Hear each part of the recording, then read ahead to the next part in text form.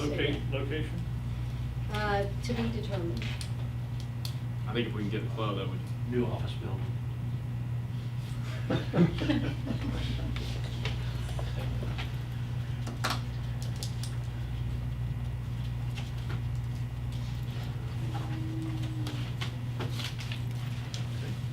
I'll make those arrangements and get a suitable site, and we'll just start with lunch, and we'll start the business discussion and big picture items, and then adjourn from lunch and start the business.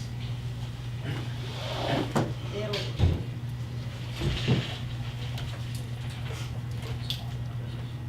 I think next week, Kenny up.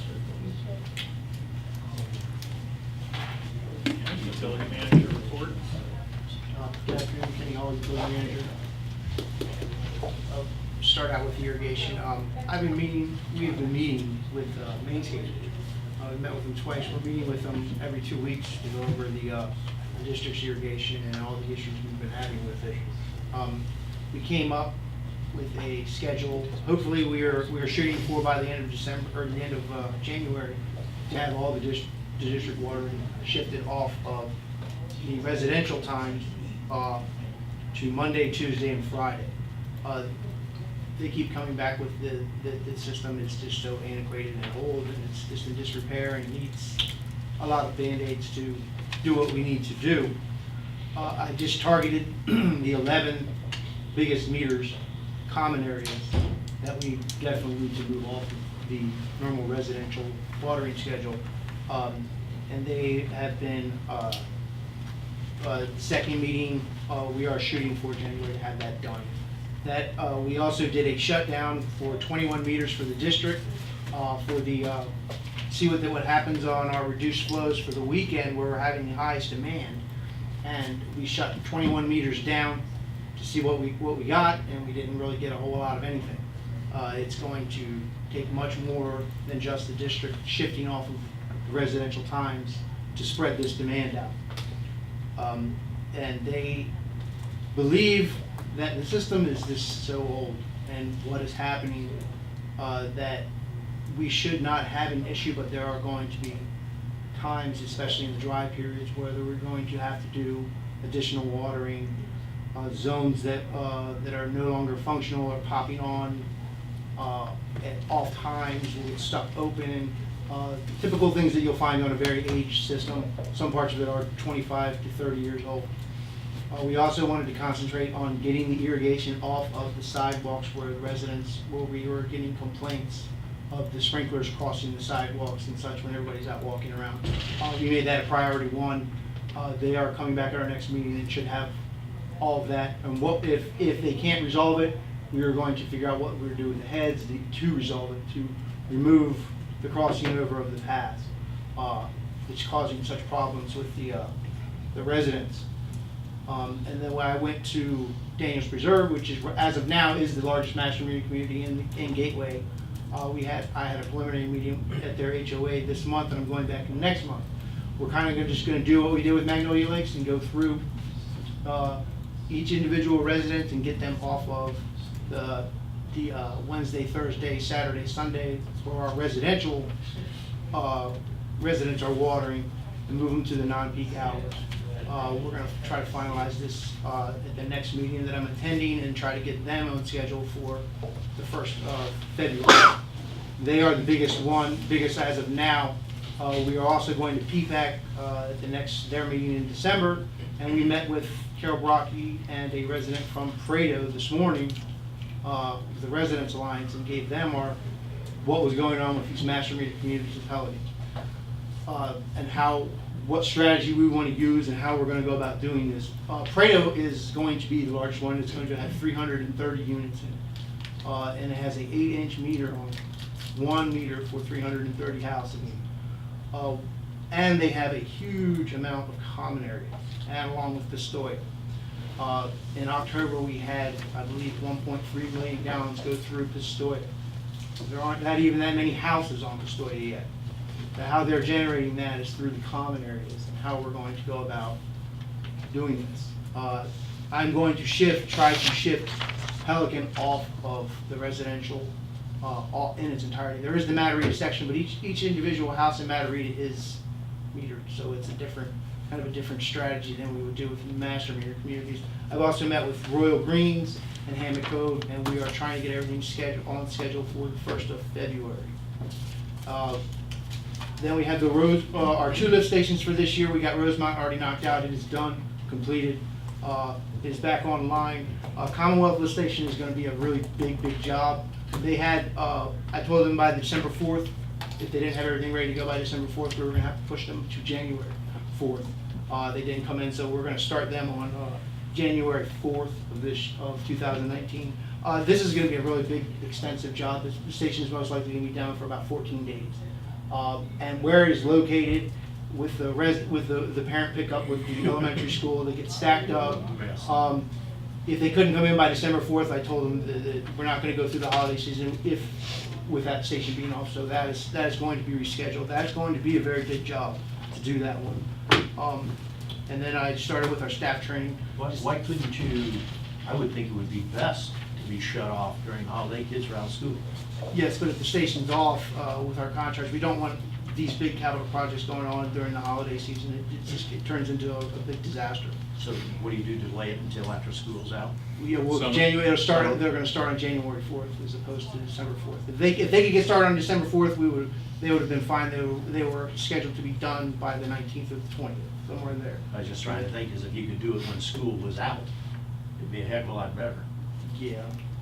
The way with the contractors, and we just do not want to be involved in capital, something like this is extensive through the holiday.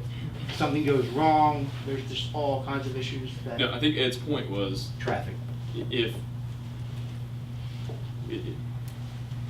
other than just wanting to get it done, is there any benefit to postponing until school is out, which would push us to June? Not on that side. At that station, no, the biggest issue is that it's the parking lot and access getting spots in the parking lot that it's next to that station where they're actually going to be working. So they're not going to interfere with that lining No, up we there? went over that with them. It is going to be, they're not putting the bypass out into the street because of that. It's going to be through the lift station. But it's just such a big job. Yeah. And it is original. This is the first lift station. This is the first An old rehab one. of this station. It's one of the very originals since '88. So it's going to be a big job. And then with our staff training, just to give you what we're going with that one, we've tried to switch everything over with our lift station pumps for one. We have four different types of pumps, and I've tried to eliminate that as best I can with a local vendor, which is we're using Sulzer. They offer a four training, they call them classes, a year. We're sending 2 of our guys to these, and what it does is it brings it all in-house. We'll be able to do the general maintenance. We will be able to do the 3 and the 5 year maintenance work for these pumps. And as the old ones age out, I replace them with the same pump, so we have one pump for all of our stations. And that with Sulzer, and they're out of Bradenton, they teach our guys basically how to do all the general maintenance on all of our pumps. It's a really good program with them. And then we have a new licensed, Isaac Carrillo is a fully licensed state operator now. He came on in April of last year. He's now fully licensed. Our trainee, who is now a full-time employee, is starting his Florida State licensing class is. And we're hoping to get them certified in reuse and in the collection system. And then we wanted to go to the cross connection. We found a true cross connection in Waterford Village. It was on the resident side. Apparently a tree had gotten really damaged during Hurricane Irma. It's not been, the residence has not been occupied for over 1.5 years. And when they came in to do the repair work, they switched lines. The irrigation line was hooked into the potable line. Nobody was in the house. There was a service tickets that came out, and it came to my attention. I got out there, and then we went through the process of verifying that we have a true cross connection. What if you brought it up when nobody was in the house? They were having issues with, I believe, the irrigation that generated a work order. One of our FEAR employees went out there and realized something was wrong. He wrote it to Leslie. Leslie brought it to me. We went out there and verified, immediately that there was a true cross connection. So they hooked into the They hooked the reuse irrigation pipe line to take it into into the their house. potable. Yes, they did. And we cheap. once we figured out what was going on, we pulled the meters. We tested on our side to make sure our side wasn't the cross connection, and then we locked the meters out, called the health department. We notified the health department, notified the resident, notified Tony, the whole spiel. As of now, they have not been reconnected.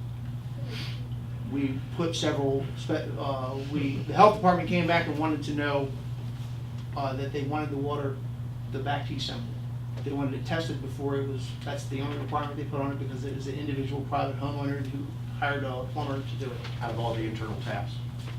No, we would put that requirement to them as for them to come back online, for us to reinstall the meters, that will have to be. Yeah, because they gotta flush that entire house. Yeah, we recommended they Super hyperchlorinated chlorinated, it. yeah. We hyperchlorinated it, and then we pulled a back T sample, and we did the test, it passed, everything was good, and then we now have our requirements for the district. Kenny, if you need water, I can suggest Bridgetown's got more than they know what to do with. You go pump that over here. Perhaps. Until they fix it. Perhaps they do or they don't care. Can we go back to the irrigation? We have, and I've seen it, I've had dozens of people ask me about it. For all practical purposes, from 82 all the way to Daniels on Gateway Boulevard, the back side of the sidewalk is the extent of our right of way. And the heads are, for all intents and purposes, along the edge of the road, that whole route. But yet we're watering the grass, like for example in Gateway Greens, the wall gets hit. Yeah. Why can't we just simply go in on all those zones, and those with those long, large rotor heads, and simply replace them with the ones that do that little round and around, and have the water only go to the sidewalk, period? We'd reduce We water. would reduce water use big time.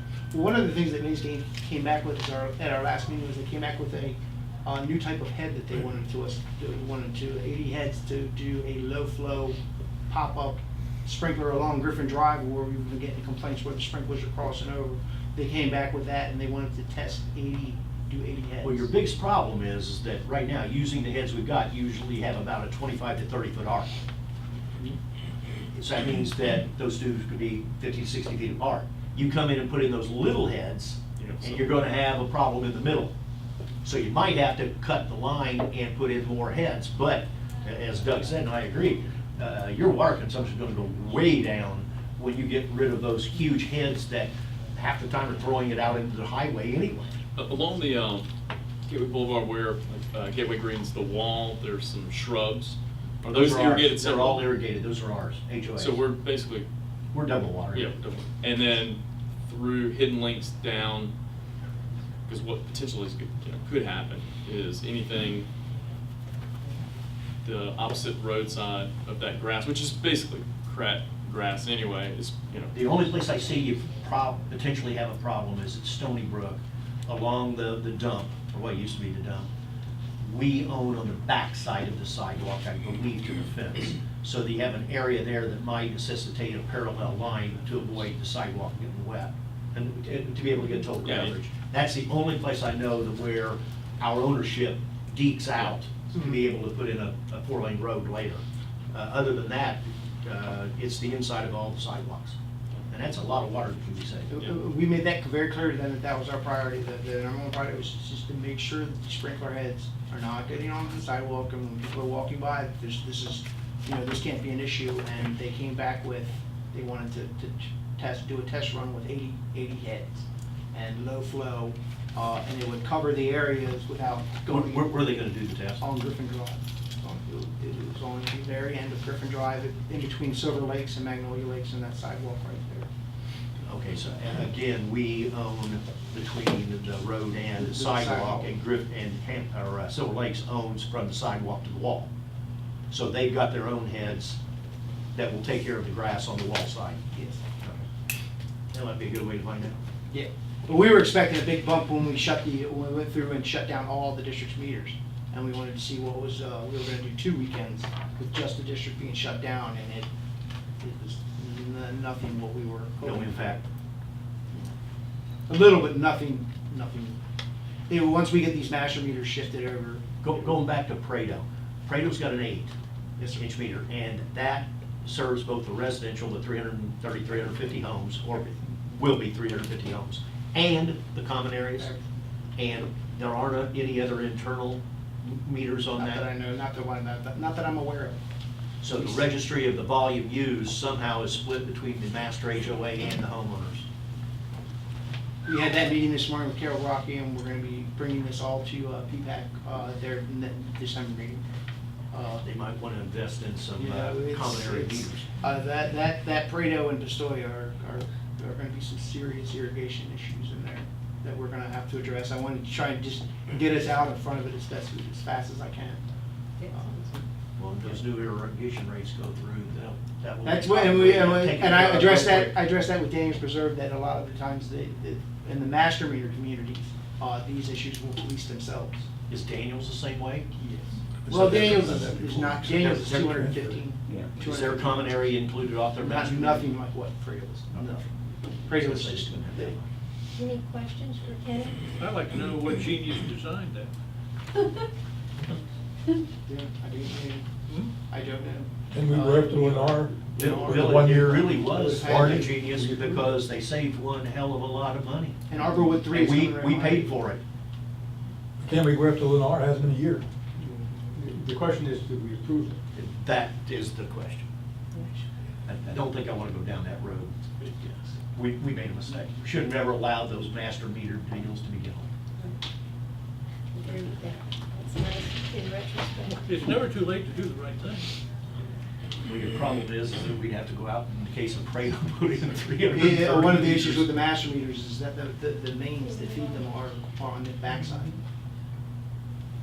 So and our meter connections are on the front side, so you would have to, Daniels So let Reserve was them really pay for it. looking at that and took a real serious look at what they would have to do to convert to putting individual meters in, and the prices was just astronomical, what they had to do to do it.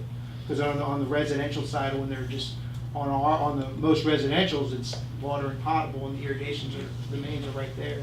And the way it's set up on the master meter, it's totally different.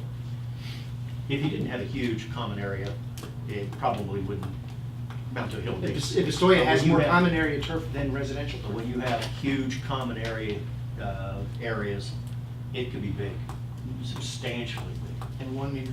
So again, go up to Lennar. Anything else, Kenny? Mr. Kraft, we've got your report in here. Is he there? Anybody want to talk with Mr. Kraft about the report we have in the book? If not, I will move on. Only the extent, wait a minute. Was this the budget information or the Finance. finance information? Yeah. Steve, does that include asking Steve? At this time? This is. Just mine? Mike's, Okay, yeah. I'll wait, I'll hold off. District engineer.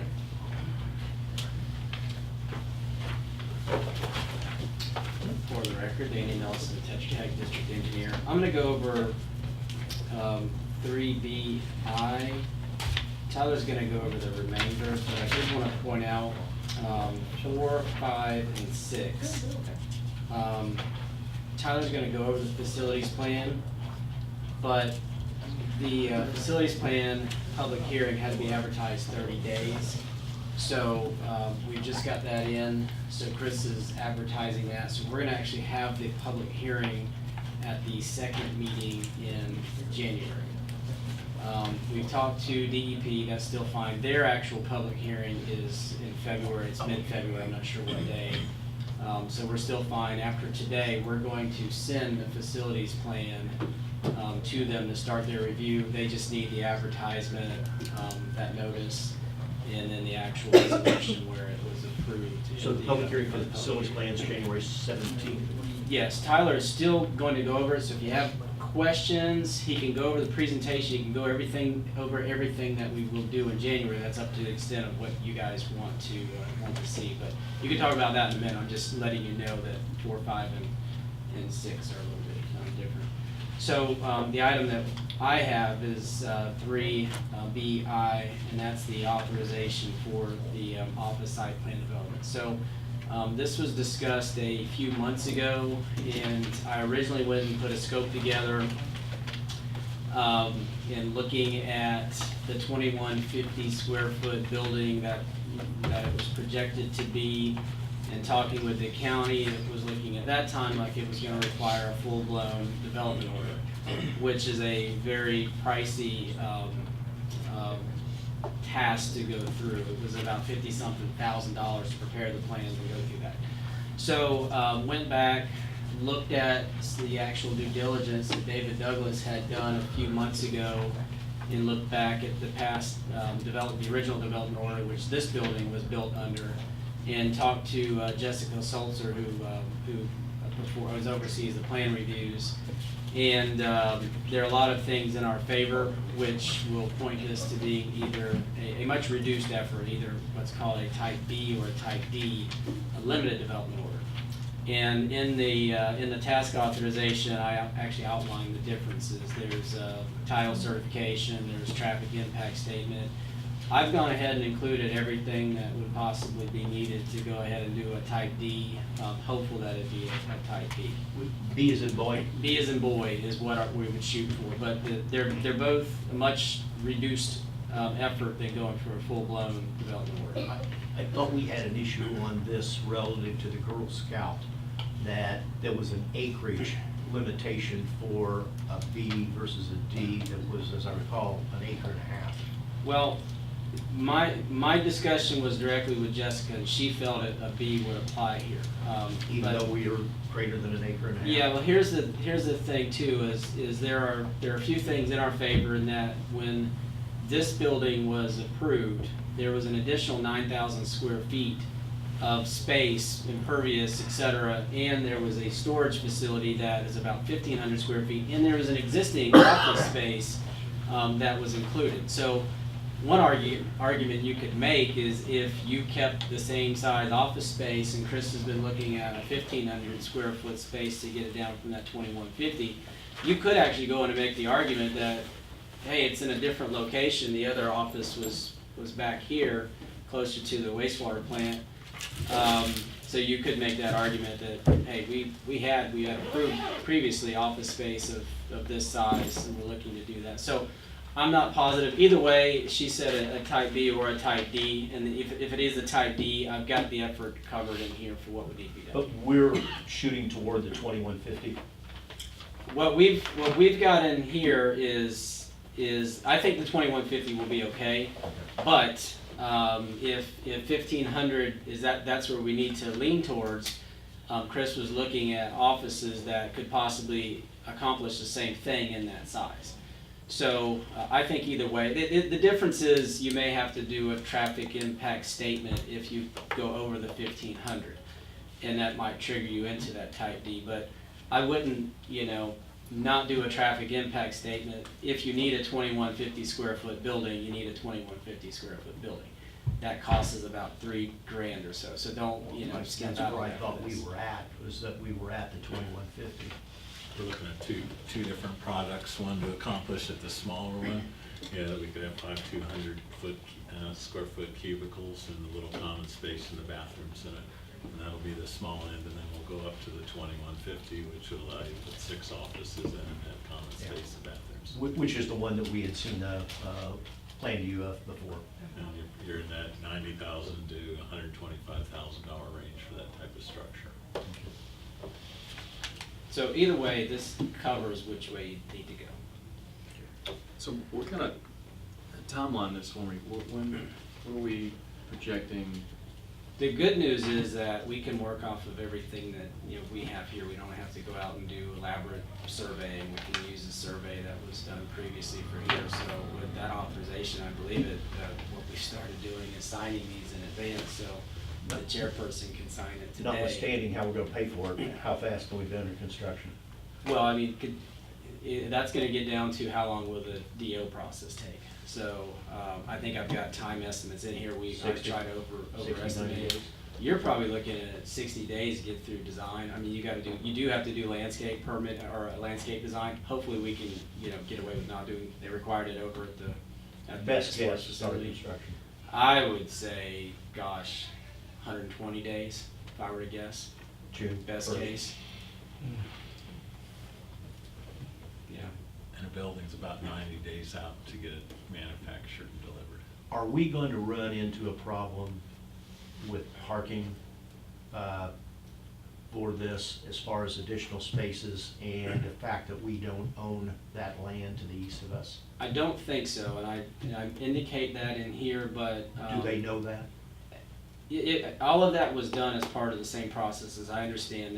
That's within an easement. The parking that is on this side of the building is within that easement. So I think either way, I think you're gonna be fine on space to. I'm just trying to create find out, are those 10 spots over there going to be part of the count? I think we'll be able to use them as part of the count, yeah. I don't know why we wouldn't. You have access to them through the easement. They're part of it now. And if I might, a side issue, and Danny might have a comment on this too, is the fact that we're using this property for a storage facility is an illegal use. As we move through this permitting process, we'll probably get a little nod from the county that says, get all those vehicles off your property. Well, Yeah. You mean the RV storage? Yes, sir. well, that's questionable. I mean, the county's been well aware of that for at least 7 years. Right. And there's a PUD language in the question about whether or not, under the utility district, whether the outdoor storage may be allowed. So that's still a lingering question. So if, I mean, it's not, from my perspective, it's not a done deal from the county's indicating that it's not. Well, it hasn't come up as an issue, and I think that the sooner you can get, the Gonna be building gone and anyway. get the storage out of here, you're Yes. gonna be better Yeah. off anyhow. Are we going anyway? What do we need, a motion to approve this agreement, or is it's already been done, hasn't it? No, you need a motion to approve It's a new It task was force. just all signed except, okay. it. Right, it was. Signed by Danny, signed off by me, and just Right. requires board Just approval. board approval. And he gave the worst case scenario with the higher level DO. We're hoping it doesn't take that and a little less effort, but just in case this scope covers both aspects. Right. and let me just add, if you look at our priority list, this, in my opinion, is at the top. It is. This, I agree. having this building for our staff to expand, do their job, have things, is critical, I think, for us to execute on a lot of the other priorities. So whatever we need to do, Danny, to make sure this continually moves along and, we fast track it as best we can, within my opinion. We've got on the books that we're having budgeted in to be paid for as basically as cash. Have we looked at anything in, Stephen, on financing? We looking at any financing of this thing so that when we're ready to go, we don't have to go through that? We haven't actively looked at anything. The last time we had this discussion, we were going to use reserves to cover a significant portion of this, and we were not gonna finance it. However, we can finance the whole thing, or we can finance part of it. When you get low interest rates, I don't know why you would ever want to take and use cash. Remind me the cost for the 2,100 ballpark? $126,000. That's to bring the structure in and have it set. And there's no Yeah. reoccurring? Does that include parking, the landscaping and everything? No, that's No, just. Yeah, the what's the building. total cost of this ballpark? The whole thing done complete, I mean, you're really talking parking is your biggest item. You've got water, sewer. Say you had 50,000 onto it to be safe. that's all? I mean, you don't have to do elaborate storm water. 200. No, I don't think it's. Mr. Guy, you have a question, comment? I do, Madam Chairman, thank you. Again, I think we're getting ourselves into a real mess.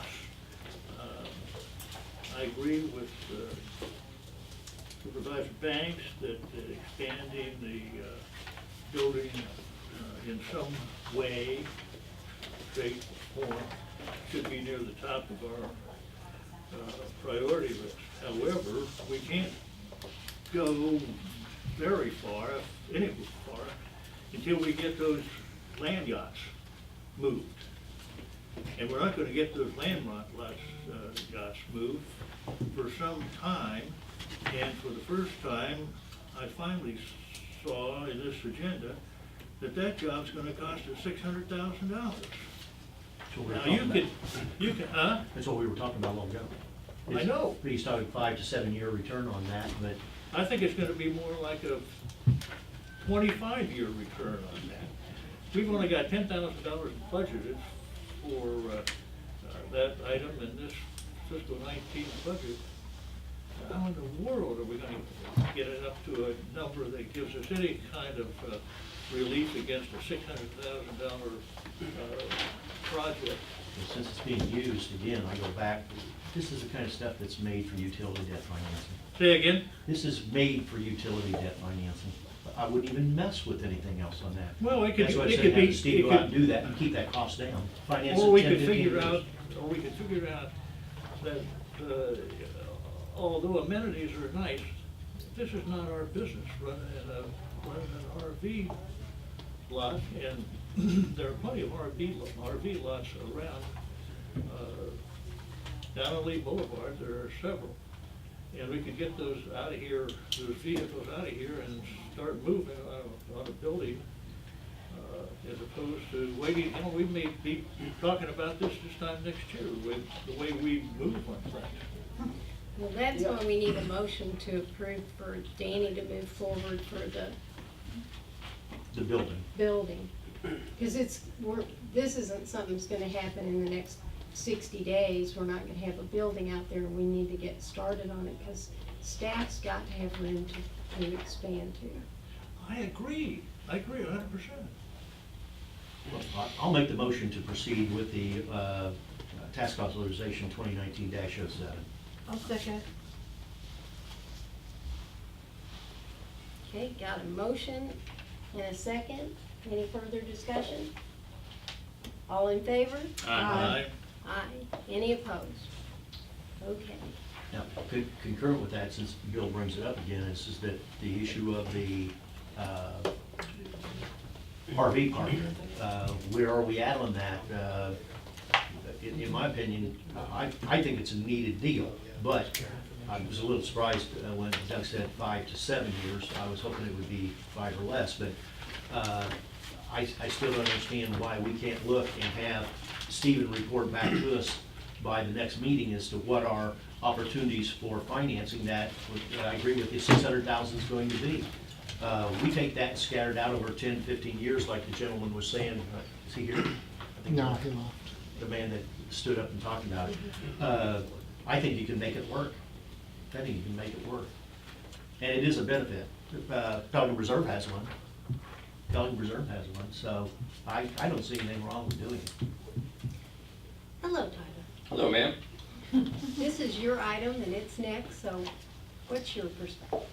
Well, I guess first, good afternoon. I guess for the record, my name is Tyler Wainwright. I'm with Tetra Tech. So, a couple of things. First, I guess I should start at the beginning of this memo, which is just an updating on where we're at with the project. An update since this memo is that we actually have in fact received the title work for the property. We did order the survey. The survey field work is complete. And the very last thing we're waiting on is just to get the final documents from the surveyor back so we can submit it back to Lee County. So, good news is that we are hopefully in the home stretch of that. So now to the important part, which was your question. So this is the cost opinion that we have put together for all of the improvements that they currently sit. A couple of things with this. There are some items in here that are very nice to have, but really aren't critical, I guess I should say. And there's some things that can be taken out of this, you know, if you would choose to do so, if you want to make it more economical. So if you wanted to do this in phases, you could do that. You don't have to build the whole thing up front. If you wanted to go add the shell and the parking spaces later on and not pay for that up front, you could certainly do that. There's a lot of options to make this cheaper. So it's something to consider. I mean, overall, as far as the financing part, really that's not for me to opine on, I guess, but if you do have any questions on any particular items, I'd be happy to address them. But as far as if you should do it or not, I guess that's not really my thing to tell you. Tyler, the last version of the side dock, how many plots were there? Do you remember? I thought we were shooting for 100, but I think it's remember. 86 is what we ended up with, I think. And part of that is there's 3 sizes the way it ended up, because just the way the stormwater laid out. there's like a, I probably should have written this down, I apologize. But there's a shorter, there's long RV parking in the middle, and then there's like a medium that's like a 25 to 30 foot range for, you know, boat trailers and things like that. I think 80, I want to say 86 is the number. If we took the 600,000 and we debt financed it for 10 years, we'd be paying about $10 an ERU, which I don't think is out of hand at all. I just don't see anything wrong with it. Well- And it solves a problem for the community. So just a couple things as far as pros and cons, or cost benefit. So I think based right now, I think on average, if you're storing over here, you're paying about, I think it's like 60 a month. And if staff wants to, Here?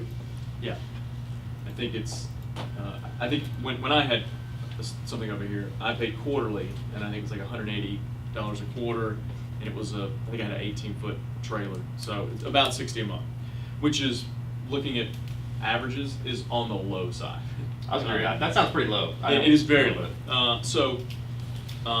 And we have a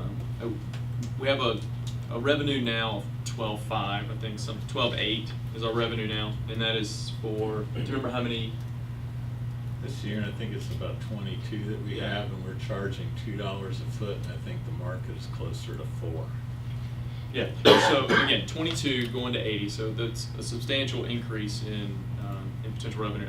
When this first came up, I worked with April pretty closely on it, and that's back when the cost was like 100 and some thousand. Yeah. So you know, we were back to good after about 2 years, and even, you know, about a year and a half. But what I predict is about an average monthly cost of around, I'm just saying $80, and I'm completely kind of ballparking this a little bit.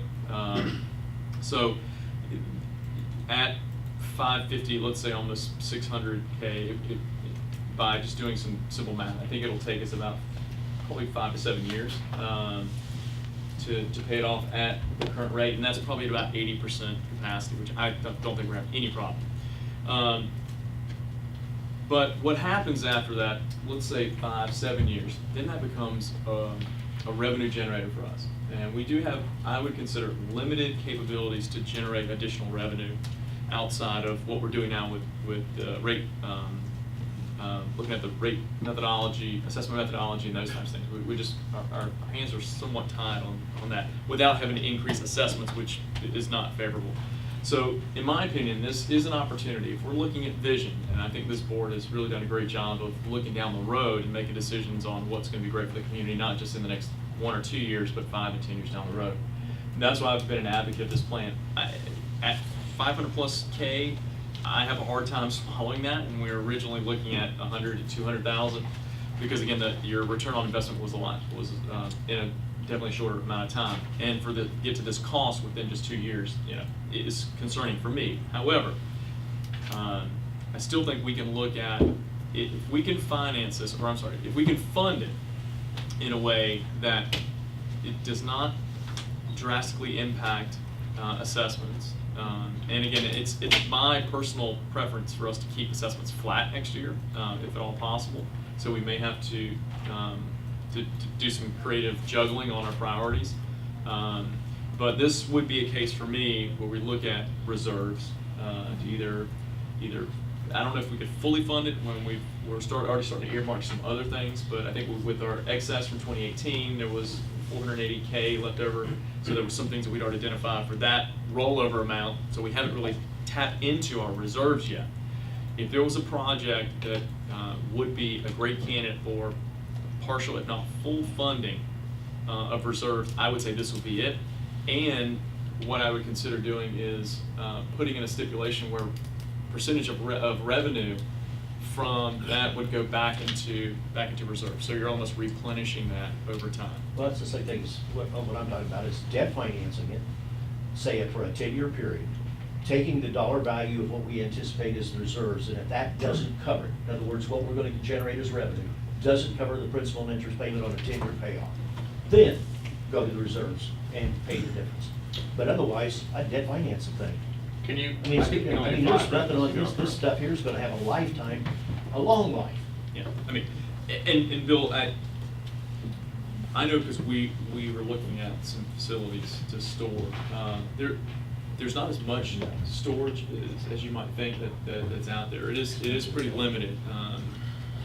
So again, I'm looking at it being not only amenity for our residents, but it would also offer some additional space for the district if we needed it. So I'm looking at it from a revenue generating perspective. We have limited capabilities in order to do that, and this would be revenue generating at some point. I mean, it's from a break even perspective at some point in the future. It's Was an it amenity 80 for lots? 86 So residents.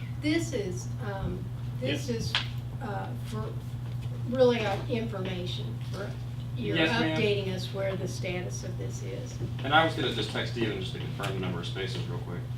And Stephen, let's bring this back at the January meeting, first Okay. one, and give us some ideas of how we can pay Yeah. for this. Okay. Either pay for it in full or finance it, give us some Sure, options of what a we can mix, do. give me a mix. And if you don't mind, Madam Chair, I'd like to add one more thing. And as an interim, one of the things, Chris, I think we should be doing is looking at our current site planning for what we have today. I'm not sure if there's assigned plots today, or if it's just you can park wherever you want. I can't remember. It's a sign. It is assigned. And I don't know if we're maximizing the space that we have out there for, there's a lot of boats and there's some smaller. So is there a way that we could look at the site planning, optimize it to give us some additional area that we could potentially allocate as parking if we needed to come up with additional parking if that has any impacts on the new facility. So I don't know if it is or not, but I know I've been out there and sometimes it's like, sometimes there's space, sometimes there's not, and just as a, If your $60 per lot is a reasonable number per month, it's low side. and, well, okay, I'm just using that. I'd say as a- 80 is And probably we have 80, you are very close to paying the principal and interest off on a 10-year note, without any additional funding at all. So you self-fund it through revenue. I mean, that's what, and that's what you would do. Yeah, so exactly. You self-fund And that's- for the first 7 years, and then it becomes And that's at the cheap, profitable. and that's at the cheap rate. Oh, and So it can be that done. whole thing is, for that is, we're not impacting assessments. We're No, not, I don't we're not even, I'm against we're not that. even dipping into reserves at that point if you go that route. That's why I like the idea, because it's one of those things that you can You're flexible in it. There's things you can do. you can self-fund it through the revenue. There's 85 spaces, 85. 85. That makes it even better. And those big slots in the middle are for large RVs. Makes it better, makes it better. Makes it better. More money. So with those big We had spots, 86 before, Yeah, we but got last from I 86 used to 80. 85. I used 80. He said that's what I he used did his 80. math. Oh, I used 80. so I It's guess good for him, another, may not be good for everybody else. I guess another comment on that is like those big spots in the middle, for example, they're 60-foot spots. I mean, depends You on can what split your those. market is. I mean, are they RV market or, do you have little trailer storage? I mean, it could be, 120 if you broke them up shorter. It just depends on what you want to do. Yeah. Other thing, just to mention on this, me personally, if you were gonna go and bid it out, I mean, you don't have to pave it. A lot of outdoor parking areas is just lime rock base. I've never seen an outdoor parking area that has shell parking spaces. I cannot find one. I mean, I Google Earth search for a long It has time the what? other day. That has shell parking areas for the actual storage areas. I mean, you don't have it here, it's grass. There are none. I mean, if I was you, I wouldn't do it, but that's up to you guys to decide what you wanna do. But I mean, that's $50,000, so. Well, then you gotta worry about, you got grass and. Yeah. And how much are you saving there? If you're saying if we just have the road and then leave grass, we don't do anything else? I mean, if you just lime rock base it and just do regular grass like every other storage yard, I mean, that's $100,000. So again, it's up to you what you want to move forward with. Yeah, I don't know, you can do it, you can do it. That's exactly, don't half-ass it. What are we looking at as far as a proposal to get the engineering going to get started on this? Would that be something you present at the next meeting? Storage facility? Yeah, to design it. We did, done. Oh, it's done? Yeah. It's done, the design is done. Done. He's just been working on the permitting. So when do we need to make a decision to go to the next step? We gotta wait for the permits before we bid. I mean, you gotta get a DO, which is the next step. Before The we South bid. Florida permit, they are writing a staff report, so that is issued. The DO, the survey was the last item that we were waiting for back to receive. So When can we go to bids? you can technically bid it right now, you just can't actually construct it until you get the permit. So that's why we're Tony's having written it. Stephen come back and give us what our options Oh, are yeah. for financing at the next meeting would be. Sorry, there's one additional wrinkle that I forgot about that Tony's reminded me. Just one item, going back, when the title report came out, it reflected the deed and the covenants on that property imposed by WCI. And it has to be used for recreational facilities, et cetera, and other uses with the approval of WCI. So what we've asked WCI to do is, what they've done with other covenants here is disclaim it, and we don't have a response back yet. So I don't know if David's in a position to say anything today or not. I was gonna say, yeah, the good news is Dave's right there if you want to put him on the spot, just ask him. Well, we submitted that about a week, I think a week and a half or so ago, or a week ago. Bob, how many Last spaces do you meeting, I guys think. have? Pelican? I have no idea. No idea at all. Is the cost of design on this schedule? Uh, I looked twice and I can't find it. It's not on this is just construction costs, because the design costs have already been incurred. This is construction costs. Can you tell me what the design costs have been? Yeah, it was 38 for the first one, and then when we did the ERP and the fire hydrant stuff, I think we're in for like 12, like 50. around. 50,000? Yes. So I say total cost was around 600,000 is what I'm figuring. And right now, I'm gonna request just a 5-minute break. Sorry, Tyler, I know that your items are next, but let's just take a quick break.